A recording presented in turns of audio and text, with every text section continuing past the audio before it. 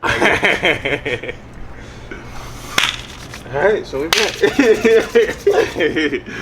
All right, so today's episode is about Gentrification. gentrification. So, Dre, how do you feel about gentrification, basically? Wait, first of all, what is gentrification? What is my definition? Yes. Or like the textbook definition? Your definition. My definition is just like the betterment of a particular community. So like an impoverished community or a devastated community getting fixed back up by like investors and builders and construction and redoing everything and then creating like jobs, but not necessarily for those people that have been already there. So it's like new people coming in and reviving a particular area. Okay. That's how I see it. The way how I see gentrification is middle class, the upper middle class coming into low income areas and basically slutting that shit out. And that's honestly what's happening. That's what happens. They come in here, they officially like they build these buildings. They build these buildings in the middle of, nowhere where it's not supposed to be, and they charge like this super high rent, and slowly it's kind of like a cancer. It just takes over. Yeah, it does take over, and then you notice like the old mom and pop start to diminish and go away because they can't afford the rent, because so much people from the higher middle class, the upper middle class is coming in, and then they got to raise their standards for them. Yep, they do. Now, I mean, there is a good side to it, but at the same time, I still think it's bad.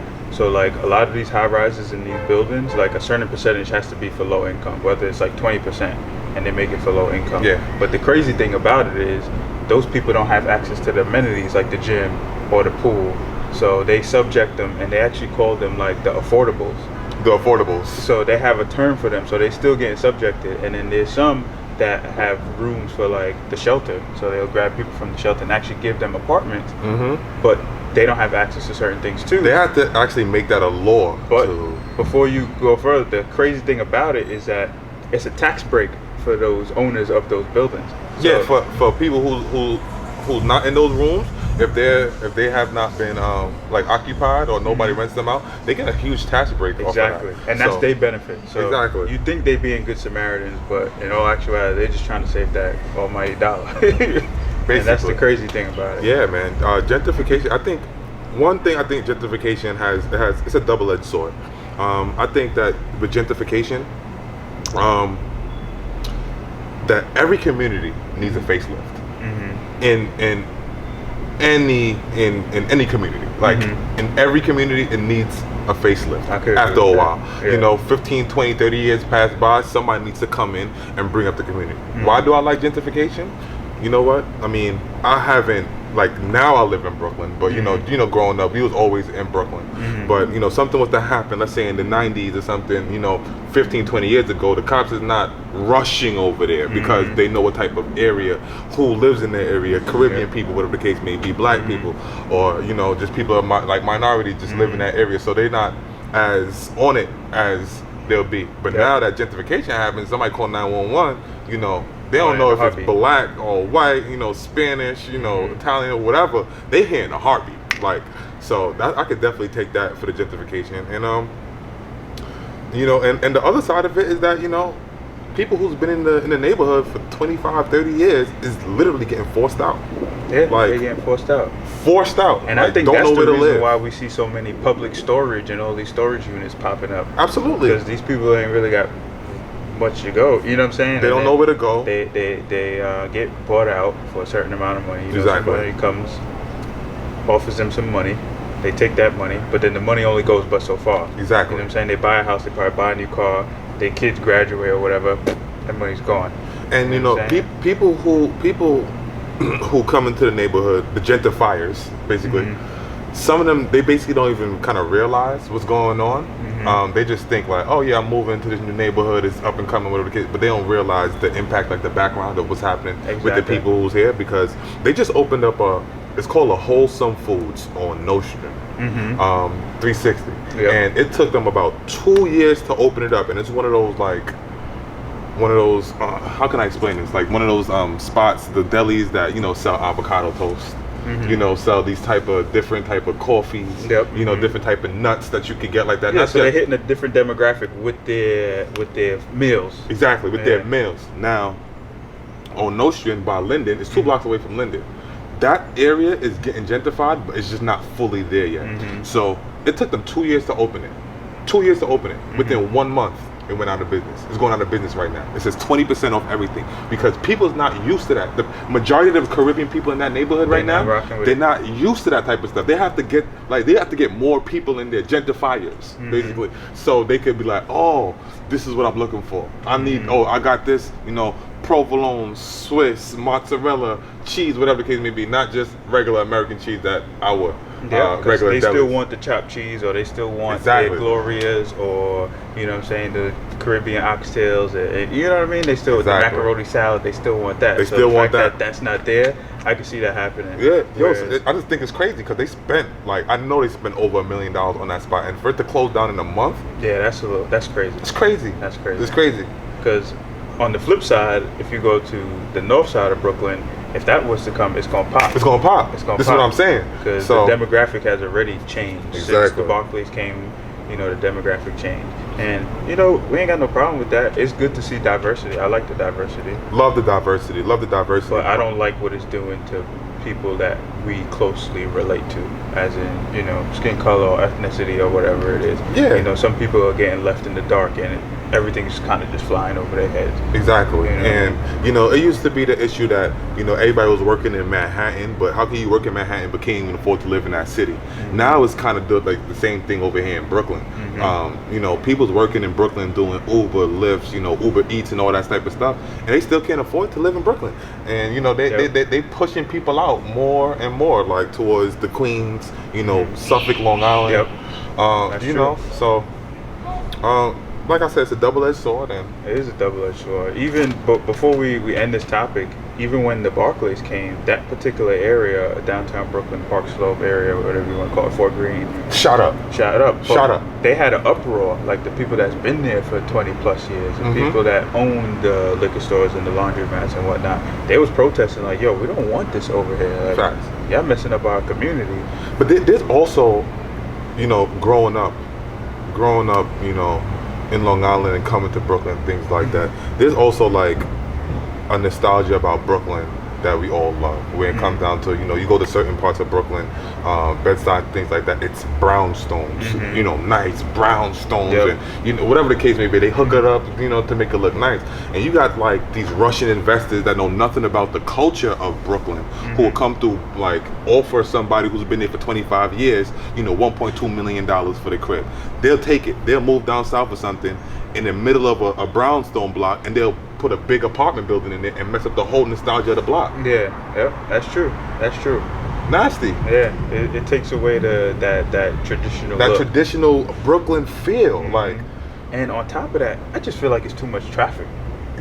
It's too much people out here. It's flooded. It's flooded. And I mean, I guess it's a good thing because now you got the Revels and the little scooters and the Uber and all that. But still, even with that, it's still flooded. I mean, but I just think, but more people's coming though. Not more people, because now a lot of people from Manhattan end up moving to Brooklyn. And then now that Brooklyn is the hot spot, people is like getting on their own, coming from college and things like that. Like, oh, you know what? Let me get a job in Manhattan and move to Brooklyn. Hear it all the time, bro. And then another thing I dislike is the fact that they're taking away lanes. And I'm a bike rider myself. I ride the bikes. But they're taking away lanes to make a bike lane. Facts. And now that's causing even more traffic. So, facts. You know, it's good and bad. It's good and bad. Because like I said, you got some real snobby, obnoxious people that, you know, since they do move in and they are paying that $4,000, $5,000 rent because they could afford it, they feel like they could tell you anything they want. Like, nah, listen, I've been here. I've been here. I've been here. Like, I'll beat you up. You feel me? like I'll beat you up and let you know exactly where you at. Oh man, that's funny. But it's a good and a bad. I mean, it's good and bad. Tell us how you feel about, you know, gentrification. What's your take on gentrification? Are you experiencing it? Is it happening in your neighborhood? Should we go to the Hamptons and gentrify over there? Would they allow us to do that? We're gonna leave that alone. We're gonna leave that right there. We're gonna leave that one right there.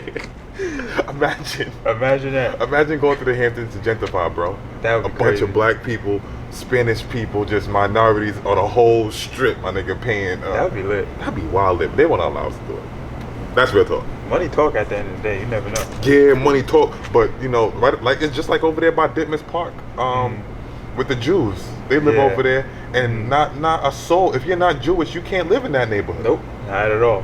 That's a fact. I was just over there earlier today. So it's like, you know, it's different. It's different. But so one thing you need to know with gentrification is get your money up. That's basically it. If you get your money up, you kind of in the clear because they can't push you out. They can't tell you anything. Exactly.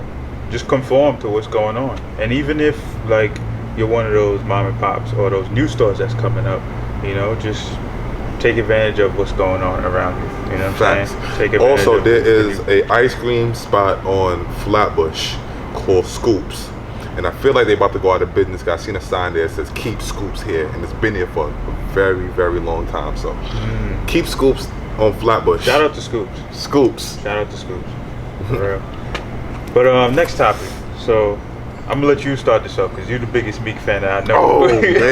Oh man, my nigga Meek, Millie, DC Dream Chasers, Rock Nation right now. Come on, man! Like you know, we was waiting for this. We was waiting. We was waiting for something big like this to happen. Didn't we kind of talk about this in the first episode?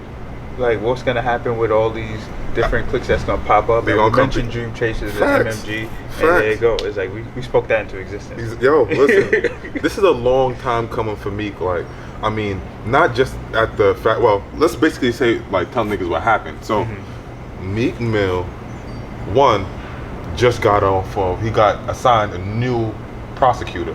So he's off of his old case, and with this new prosecutor, most likely they're going to end up throwing away the case because it's been from 08 and it's only been probation, and he's been serving time on and off and asking this other judge, I forgot her name, you know, from Philly to travel and things like that, and he's finally, you know, off of that, got a new prosecutor, so I'm pretty sure he's going to be able to travel, be able to smoke some ball, you know, chill, you know, get that type of vibe when it comes down to the lyrics. You know,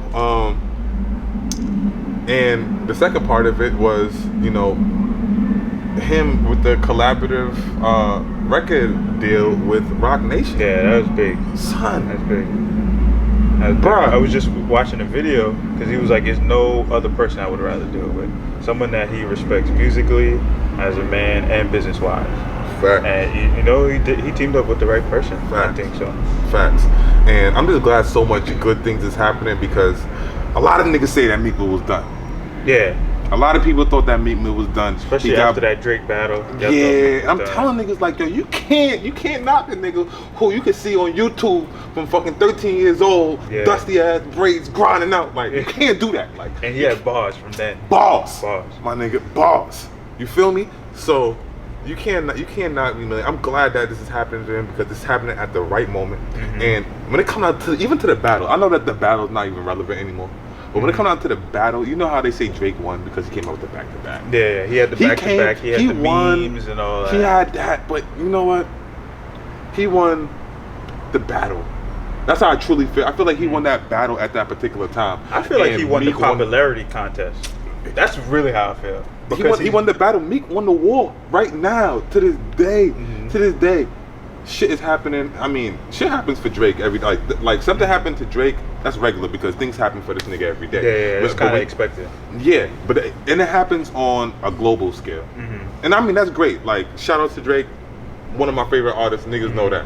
But with Meek, he's not like he's on a global scale, but also Meek has the culture. That's what I feel like that's a little bit more important. Yeah, he got that. I mean, globally, yeah, he got the culture. Like, come on, Jay-Z gave him a Rockefeller chain. Drake on a Rockefeller chain. Yeah, I know he do. Everybody wants a Rockefeller chain. I know he do. Everybody wants a Rockefeller chain. Everybody does. That's a fact, bro. If you get a Rockefeller chain, that's Rockefeller team. Come on, you remember that, bro? That's like, yo, son. Yo, shout out to J. Cole, Chain and Day. Come on, fam. Like, yo, people want that Rockefeller chain. Like, they do. And he got that. He got it. He got that Rockefeller chain. Now he got the record label with him. Mm-hmm. Big moves for Meek, yo. Big moves. Super proud of him. You know, love what he's doing. I know that this next album he come out with is gonna be super fire. It's probably gonna either be a Dream Chasers. Yeah. Last album was fire. It's either gonna be a Dream Chasers collaborative album, or he's gonna come out with something solo. But you know what? You know, we here for it. I'm here for it. We definitely here for it. I think coming out with the Dream Chasers first would be lit.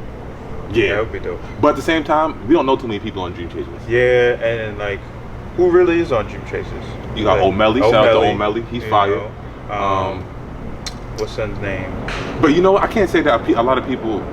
I don't know who is Dream Chasers, but I know there is a lot of people who affiliate themselves with me because he's a lot. He co-signed a lot of niggas just to get in the game. Like we're talking about Roddy Ricch, Cowboy, whatever the case may be. Even like, Melly, the Spanish chick from Uptown, he co-signed her too. Mm-hmm. He was supposed to sign that, and Tory Lanez did some fuck shit, but we ain't gonna talk about that. Crazy.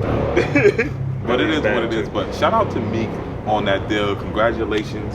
Thanks. Big ups to Meek for that. Big ups to Meek. Yeah. We're rooting for you, man. Facts. Dream Chasers. Dream Chasers. FTC. FTC. Fuck out of here.